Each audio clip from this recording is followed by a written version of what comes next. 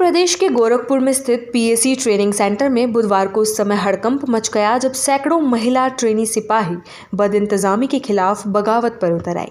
सुबह 8 बजे के करीब एक महिला सिपाही की आवाज़ गूंजती है, हमें यहाँ खुले में नहाना पड़ रहा है, सीसीटीवी लगे हैं, आप समझिए हमारे वीडियो बन गए। जब व्यवस्था नहीं थी तो हमें बुलाना नहीं चाहिए था। इतना कहने के बाद वो बेसुध होकर गिर गई, जिसके बाद एक एक कर 600 महिला सिपाही चीखती चिल्लाती कैंपस से बाहर निकल आई। बाहर आई महिला सिपाहियों ने जो हालात बयान किए वे चौंकाने वाले थे। एक ट्रेनी सिपाही ने बताया कि 2 दिनों से पानी नहीं मिल रहा है। जब पानी की मांग की गई तो प्रभारी ने आपत्तिजनक भाषा में जवाब दिया, मुंह में पाइप डाल देंगे। वहीं दूसरी ओर महिला ने कहा, एक कमरे में 30-30 लड़कियां ठुसी हुई हैं, लेकिन पंखा सिर्फ एक। 14 सिपाहियों को तो टीन शेड में रखा गया है। टॉयलेट्स में इतनी गंदगी है कि अंदर जाना मुश्किल हो जाता है। महिला सिपाहियों ने बताया कि जिस कमरे में उन्हें रखा गया है उसमें आने जाने के लिए सिर्फ एक दरवाज़ा है और वहीं पर कूलर रखा गया है, जिससे पानी फर्श पर गिरता रहता है।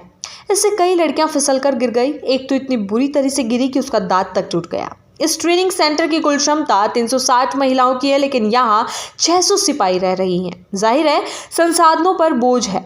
जब अफसरों को इस हंगामे की सूचना मिली तो हड़कंप मच गया, क्योंकि उसी दिन मुख्यमंत्री योगी आदित्यनाथ इसी परिसर में कार्यक्रम में शामिल होने वाले थे।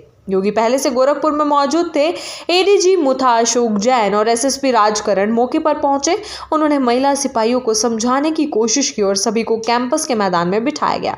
करीब 5 घंटे तक उनकी शिकायतें सुनी गई। महिला सिपाहियों ने भी आरोप लगाया कि ट्रेनिंग शुरू होने से पहले उनसे 6000 रुपये जमा करवाए गए थे, लेकिन उन्हें नाश्ता तक नहीं दिया जा रहा। सुबह 8 बजे के बाद अगला भोजन सीधे रात 8 बजे मिलता है। इतनी कठिन ट्रेनिंग के दौरान ये भोजन व्यवस्था पूरी तरह अस्वीकार्य है।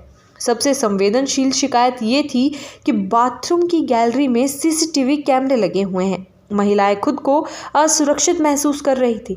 अधिकारियों ने जांच कर कैमरे हटवाने का आश्वासन दिया। इसी के बाद स्थिति कुछ शांत हो सकी और शाम 3:30 बजे एसएसपी गोरखपुर ने मीडिया को बताया कि ट्रेनिंग दोबारा शुरू हो गई है। मामला जब लखनऊ पहुंचा तो डीजीपी राजीव कृष्ण ने सख्त कदम उठाए। पीटीआई को अभद्र भाषा के आरोप में सस्पेंड कर दिया गया।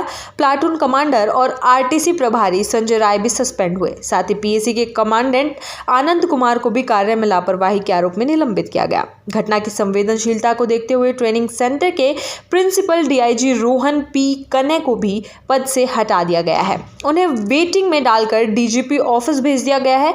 उनके स्थान पर एएसपी अनिल कुमार प्रथम को प्रभारी प्रिंसिपल बनाया गया है। साथ ही कानपुर नगर में तैनात एएसपी निहारिका वर्मा को गोरखपुर की 26वीं पीएसी बटालियन की नई कमांडेंट बनाया गया है।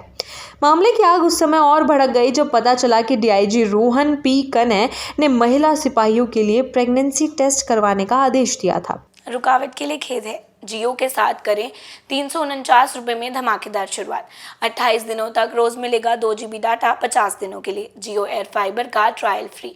90 दिनों के लिए जियो हॉटस्टार का सब्सक्रिप्शन और 50 GB AI जियो क्लाउड स्टोरेज भी फ्री। जल्दी करें, डिस्क्रिप्शन में दिए गए लिंक पर क्लिक करें और पाएं ये धमाकेदार शुरुआत। इससे कई महिला सिपाही भड़क गई। बाद में आईजी ट्रेनिंग चंद्र प्रकाश ने आदेश रद्द कर दिया और कहा कि किसी भी अविवाहित महिला का टेस्ट नहीं होगा, वे सिर्फ शपथ पत्र देंगी। गोरखपुर पीएसी ट्रेनिंग सेंटर की इस घटना ने प्रशासन, पुलिस व्यवस्था और सरकार की प्राथमिकताओं को कटघरे में खड़ा कर दिया है। जहां एक ओर योगी सरकार महिला सशक्तिकरण की बात करती है, वहीं उसी की छाया में महिला सिपाही खुद को असुरक्षित और उपेक्षित महसूस कर रही हैं।